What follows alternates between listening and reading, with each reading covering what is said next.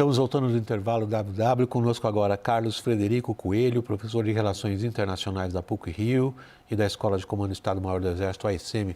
Carlos, obrigado por estar conosco. Boa noite. Obrigado a você, William. Boa noite. E, como sempre, o nosso Lorival aqui a bordo. Boa noite, Lorival.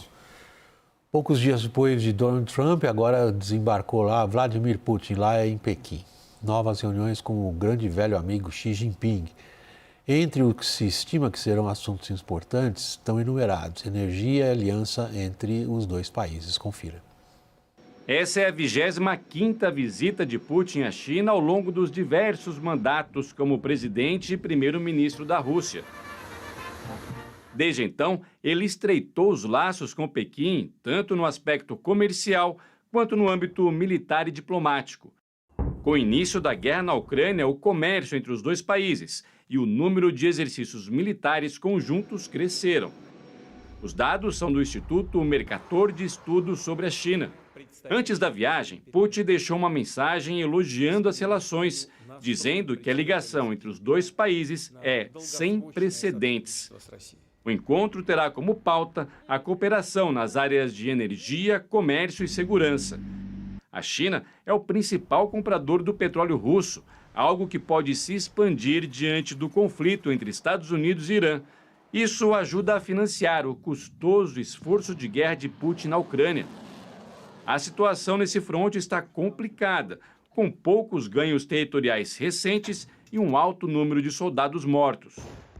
Os ucranianos também conseguem manter uma capacidade de resposta com ataques de drones que atingem inclusive Moscou. A China parece não confiar nas operações do Kremlin. Segundo o jornal britânico Financial Times, Xi Jinping disse a Donald Trump na semana passada que Putin poderia se arrepender da invasão na Ucrânia. O encontro com Trump deve fazer parte das conversas entre Putin e Xi. As lideranças chinesas têm aproveitado as reuniões para promover o país como uma alternativa responsável e especialmente estável diante das incertezas causadas pelo americano. A administração do republicano continua a dar sinais ambíguos sobre a guerra no Oriente Médio. Depois de dizer que não retomaria bombardeios ao Irã, Trump fez novas ameaças. We were going to be striking it would have been happening right now. Yeah, it was all done. The boats, the ships are all loaded. They're loaded to the brim. And we're all set to start. O vice-presidente J.D. Vance, por outro lado, disse ver um avanço nas negociações com o regime dos ayatollahs. We have an opportunity here, I think, to reset the relationship that has existed between Iran and the United States for 47 years. That's what the president has asked us to do, and that's what we're going to keep on working at. But it takes two to tango. Deixa eu começar por você, Carlos Frederico. Tem dois pontos aí, né? Tem a questão lá Irã e Estados Unidos e tem a questão China-Rússia. Em que medida a manchete do Financial Times teve enorme repercussão essa manchete? Costuma ser uma publicação de muito boa informação, muita qualidade de informação, profundidade de informação e muito respeito. E ali tem uma ambiguidade evidente.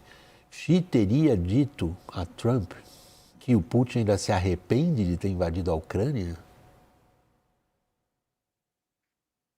Se isso de fato aconteceu, o fato é que talvez a China tenha sido o maior beneficiário de tudo que está acontecendo. Né? Você citou o Financial Times e aqui acho que vale a citação uma outra revista inglesa, a Economist, que há pouco tempo atrás deu uma capa com Xi Jinping olhando para Donald Trump e basicamente dizendo, olha, não pare o seu adversário enquanto ele está cometendo erros. Né? Então, acho que a visita do presidente russo à China mostra, primeiro, uma enorme coreografia, né? Então não há coincidência em relação a isso. E, quiçá, estamos vendo aí, a gente que sempre discute que formato que a nova ordem mundial vai ganhar. Eu acho que essa semana tem sido uma semana bastante importante para entender esse novo formato, um formato talvez mais flexível, né, multipolar, mas com a China um pouco mais disposta a ter um papel não só reativo e silente, mas um papel um pouquinho mais ativo e propondo, né, algumas soluções e questões. É interessante essa provocação do Carlos Frederico. Se nós estamos nesse espaço de tempo, entre a visita do Trump e a visita do Putin, talvez vendo algum desenho de uma nova ordem? Ou não? É uma ordem na qual a China ganha um papel protagonista, né? E, além dessas visitas, teve uma semana antes Abbas Araghchi, chanceler iraniano, antes disso primeiro-ministro da Espanha, antes disso, em janeiro, o primeiro-ministro do Reino Unido, Keir Starmer, enfim, ali realmente se tornou o centro, né, muito parecido com o que acontecia realmente no Império do Centro, quando as nações tributárias iam lá fazer pedidos, apresentar os seus pleitos ao imperador, né? A comparação é boa. Que ficava num trono, do meio, né? No Império do Meio. E ficava num trono mais elevado. Aconteceu isso, né, entre as poltronas de Trump, de Xi e de Trump, né? Agora, a gente já comentou o quanto o Trump estava fragilizado com todos os seus pedidos, que foram só parcialmente atendidos, e aconteceu a mesma coisa com o Putin agora, né? Assim, da mesma maneira, no topo da agenda para o Putin está o aumento da venda de energia para a China. Só que não foi atendido também. A China, ela já compra 38 bilhões de metros cúbicos de gás por ano pelo poder da Sibéria 1, gasoduto, né? E o grande pleito de Putin é construir o poder da Sibéria 2, que transportaria 50 bilhões de metros cúbicos de gás por ano. Só que a China fala, ok, só que é o seguinte, eu quero comprar pelo preço do gás subsidiado que você vende para os consumidores russos. Aí o Putin falou, não, peraí, eu quero vender pelo preço de mercado, o próximo preço de mercado. Talvez em dólar. Então não vai dar certo. Petróleo. Mesmo com o fechamento do Estreito de Hormuz, a China não elevou a compra de petróleo da Rússia, porque comprava 1,1 milhão de barris por dia por terra, por oleoduto, elevou para 1,6 milhão, apenas 100 mil por dia, e 800 mil por dia por tanques, né, por petroleiros. E apesar da enorme disponibilidade de petroleiros que a Rússia tem, né, porque está sem outros clientes, a China não aumentou a compra.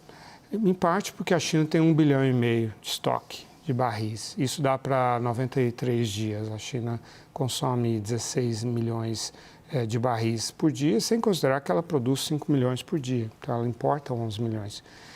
E também porque a Rússia está sem capacidade de aumentar a produção de petróleo, porque a Ucrânia está bombardeando com drones, e às vezes com mísseis também, as instalações de petróleo. Gás, a Rússia tem condições de vender mais, porque parou de vender vendia 150 bilhões de metros cúbicos por ano para a Europa e gostaria. Mas o Putin falou assim, eu não vou investir nisso agora, não falou, né, mas pensou, com a energia cara, eu não preciso, eu tenho estoque. Então, é o Putin que está lá esteve tentando convencer o Xi, assim como o Trump. Vamos falar de Trump agora e de Hormuz, então, já que tem um pouquinho de tempo ainda na nossa edição de hoje, Carlos Frederico. Ontem nós registramos aqui, estupefato como todos, como que o Trump conseguiu no mesmo dia dizer que ia atacar e dizer que não ia mais atacar. Agora, as opções militares, aparentemente, a julgar pelo que ele falou hoje, agora, há pouco tempo, pusemos na reportagem inclusive, estão em cima da mesa, os navios estão prontos, está tudo pronto para atacar. Qual é a probabilidade que você daria a isso?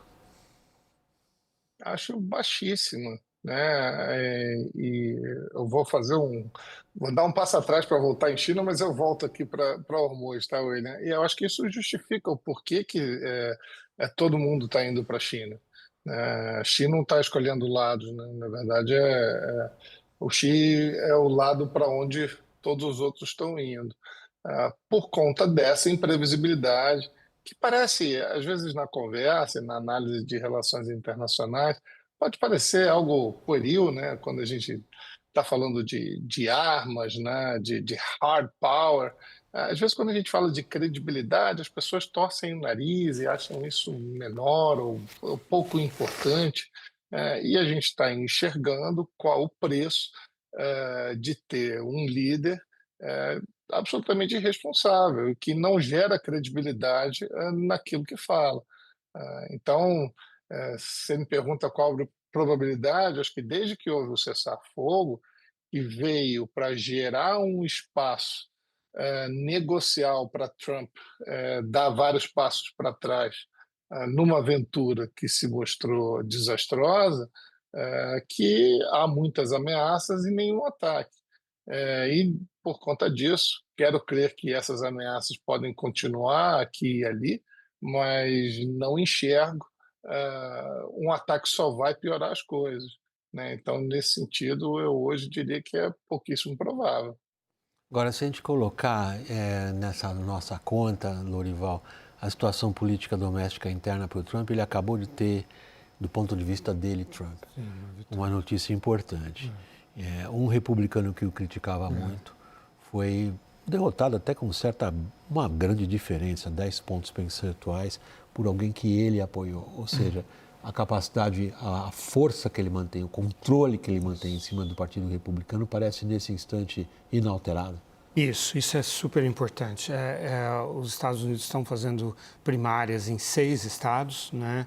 E o Kentucky, todas as atenções estavam voltadas para o Kentucky, a primária mais cara da história dos Estados Unidos, 30 milhões de dólares por uma vaga, para disputar uma vaga pelo Partido Republicano, uma vaga da Câmara dos Deputados. E o Thomas Massie, ele é um republicano que votou contra ou seja, criticou não teve oportunidade de votar, mas criticou o ataque ao Irã, exigiu a liberação dos Epstein Files e também votou contra o orçamento federal de Trump, né?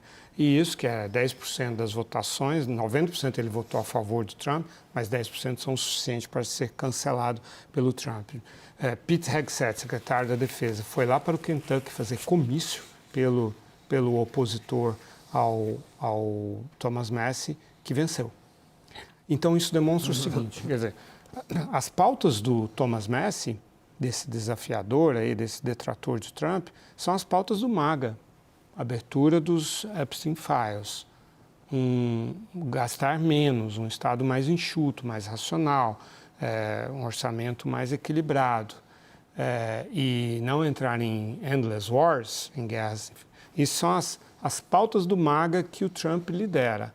Só que a disputa era essa. O que é mais importante? As pautas do MAGA ou o Trump, que criou as pautas do MAGA, mas não cumpre as pautas do MAGA? Então, o que essa eleição fundamentalmente mostrou é que a figura do Trump é mais importante do que as coisas que o Trump defendia há pouco tempo, né? Nas campanhas e tal. E isso é uma lição, uma mensagem para todos os republicanos. Siga a pessoa do Trump, não siga as ideias do Trump. E isso encoraja o Trump a seguir adiante, por exemplo, enfrentando o Irã e com condições maximalistas, embora eu esteja observando que o Trump discretamente, sutilmente, sigilosamente, está cedendo a algumas das exigências do Irã. Quanto tempo isso você acha que o Trump consegue esticar, Carlos Frederico? Eu sei que a pergunta é especulativa, há pouco eu lhe fiz também uma outra pergunta especulativa, mas é no ponto em que estamos, no fundo tentando adivinhar. No caso, a situação de Hormuz, como a gente vê ela hoje, isso é sustentável por quanto tempo? Eu acho que sustentável até onde for possível. Eu acho que já há e aí, de novo, dentro da especulação e conjectura, eu acho que já há um cálculo de que qualquer ataque ali não faz sentido. Acho que todos os pontos negativos já foram demonstrados. Então, nesse sentido, a grande questão, e eu acho que é isso que a gente está vivendo, é um Irã que também está encorajado com aquilo que viu. Né? E isso também não se modificou. Então, muito embora esse cessar-fogo possa estar sendo sustentado aí por uma linha tênue, o Irã não demonstra nenhum interesse em negociar nada diferente.